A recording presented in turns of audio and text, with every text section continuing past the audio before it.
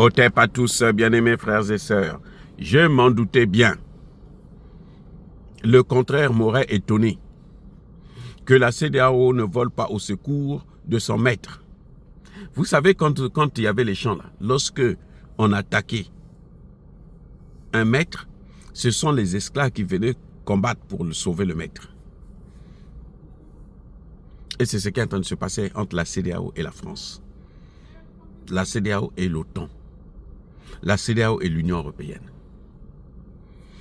Le président Tiani est sorti pour accuser l'attitude de la France. La France utilise le franc CFA pour manipuler, pour déstabiliser les pays du Sahel. Et plus tard, les pays du Golfe de Guinée. Hein. C'est tout le monde, tout le monde qui est concerné. Vous vous trompez, vous trompez les gars. C'est tout le monde qui est concerné. Et vous savez quoi? C'est la CEDEAO qui vole au secours. La CEDEAO trouve que ce qu'a dit le président Tiani, ce sont des allégations infondées. Ah là, c'est le gros français qu'ils ont sorti. Hein. Vous voyez, allégations infondées. Donc on veut dire que le président Tiani est dingue, il est fou. Mais pourquoi vous voulez d'un fou dans votre putain de CEDEAO? Hein? Vous voulez d'un fou dans la CEDEAO? Vous voulez d'un malade dans la CEDEAO? Laissez-le partir au moins. Puisque ce sont des malades, laissez-les partir, les trois pays, dirigés par des fous. Laissez-les partir. Au lieu de venir nous planter un communiqué qui sort de... Je pense qu'il doit sortir des toilettes. Ça ne devrait pas être un communiqué qui sort, qui a été par des gens qui sont assis, qui ont réfléchi et puis qui ont sorti un communiqué comme ça. Non, non, non. Je ne suis pas sûr. La CEDEAO, juste au lendemain, le 26 décembre 2024, juste après le discours, l'interview du président Tiani, c'est la CEDEAO qui vient pour répondre. La CEDEAO dit non, il n'y a pas de base militaire française dans la sous-région. Que ce soit au Mali, au Burkina, au Sénégal, il n'a qu'à dire ça carrément, ça, on va comprendre. La CEDEAO ferait mieux de dire que non, ce n'est pas l'OTAN qui a détruit la Libye. Là, on allait comprendre. Au lieu de venir nous raconter des bêtises. Il pouvait carrément simplement dire non, non, non, monsieur Tiani, vous vous trompez. La Libye, ce n'est pas la France et les États-Unis. C'est Satan qui est venu de je ne sais pas où, d'où, qui est venu déstabiliser la Libye et qui a pris les terreaux, les envoyer dans le Sahel.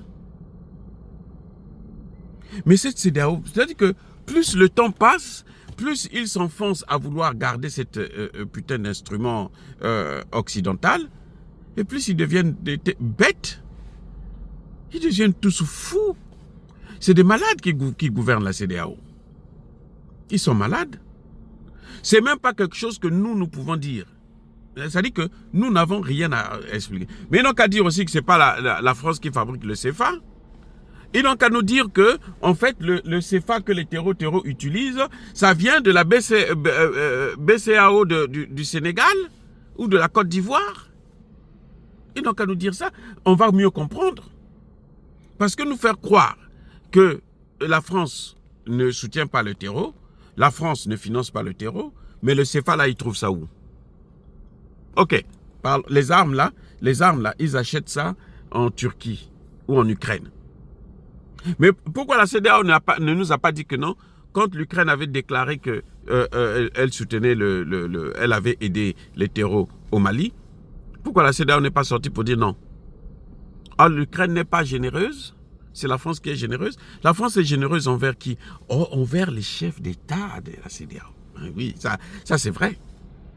Alassane peut postuler pour un troisième mandat, l'Union européenne va soutenir, les États-Unis vont soutenir. Mais quand Alassane Ouattara empêche Gbagbo d'être candidat, l'Union européenne doit soutenir. Donc, la France est généreuse pour les chefs. Vous voyez comment ils se font trahir. Parce que, vous savez, c'est la France qui paye avec les États-Unis. Parce que la France elle-même, de toutes les façons, elle est tellement appauvrie maintenant qu'elle ne peut pas payer. Donc, l'OTAN paye. Et c'est la France qui est là à sucer. Et puis, prendre ce qu'elle prend là, elle partage ça avec les pays européens et les pays de l'OTAN. D'ailleurs, le meilleur ennemi aujourd'hui de la France, c'est qui? C'est les États-Unis. Vous savez pourquoi? Parce que les États-Unis ne veulent plus partager avec la France. Les États-Unis veulent tout prendre. Voilà le secret. Les États-Unis ne veulent plus partager avec la France. Les États-Unis veulent tout prendre. J'ai trouvé ce communiqué, c'est-à-dire que depuis que la CEDEAO est en train d'être, de faire son cinéma, là, ça c'est le plus nul des communiqués que la CEDEAO nous produit. Là, la CEDEAO est allée trop loin. C'est-à-dire que on se pose même la question de savoir si ceux qui ont rédigé ce communiqué-là, ce sont des êtres humains. Ce sont des Africains. Je ne pense pas que ce soit des Africains. Ils ont dû seulement apposer leur signature. Parce que vous savez, au niveau de la CEDEAO, là, il y a plein de Français, des Européens, des Américains qui ont des bureaux au siège de la CEDEAO. Ça ne m'étonne pas. Ils ont des bureaux. Ce sont eux qui rédigent ça. Parce qu'un Africain qui a la tête sur les épaules là, ne peut pas dire ça. Mais pourquoi le Sahel est dans cette instabilité? Pourquoi le Sahel est dans cette instabilité? Vous croyez que c'est l'œuvre de Macky Sall? Mais c'est de l'œuvre de la France. La France a utilisé les gens comme le Macky Sall.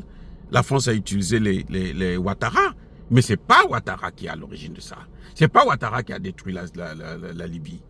C'est la France, c'est les États-Unis, c'est l'Angleterre, c'est l'Allemagne. Ce sont les pays européens, les pays de l'OTAN. Ce sont eux qui ont détruit parce que leurs intérêts étaient menacés. Parce que avoir une monnaie en Afrique entraînerait l'autonomie des pays africains. Voilà ce qu'il y a exactement. Ce que la CEDEAO veut nier là, c'est-à-dire que c'est tellement grossier que la CEDEAO puisse nier un fait.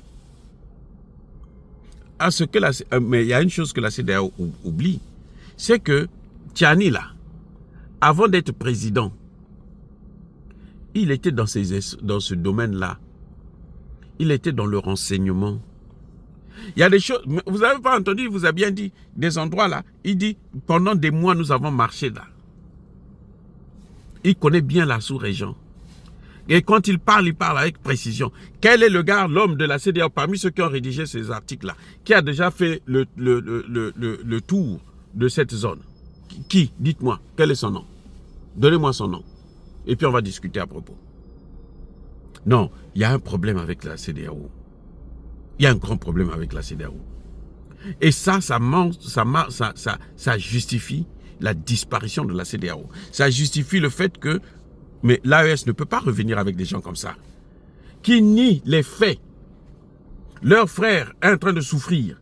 Eux, ils trouvent que non, leur frère n'est pas en train de souffrir. Ils disent non, c'est pas vrai, tu souffres pas. Ça, c'est une façon de dire qu'il n'y a pas le terrorisme, le terreau au Niger.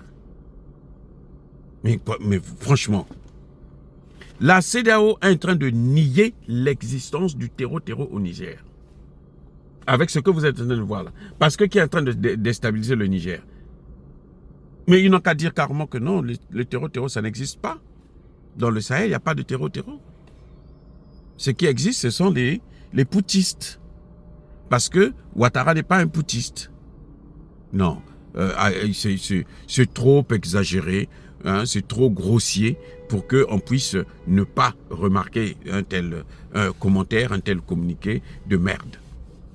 Que la CEDEAO meure de sa belle mort. Parce que c'est ça que nous attendons. Et l'Union africaine, si l'Union africaine continue dans cette lancée à faire la même chose, l'Union africaine va tomber aussi comme la CEDEAO est en train de tomber. Ce que vous voyez là, ce sont les signes de la fin. Ce sont les signes de la disparition. Parce que avec le départ de l'AES là, la CEDEAO ne pourra pas résister encore. Et ça montre que l'AES, ces trois pays avaient raison de sortir de cette putain d'institution. Parce que c'est ça qui entraîne le frein de l'évolution des pays de notre région. Soyez bénis, abondamment bénis par le Dieu des Kémites. J'ai dit et j'assume.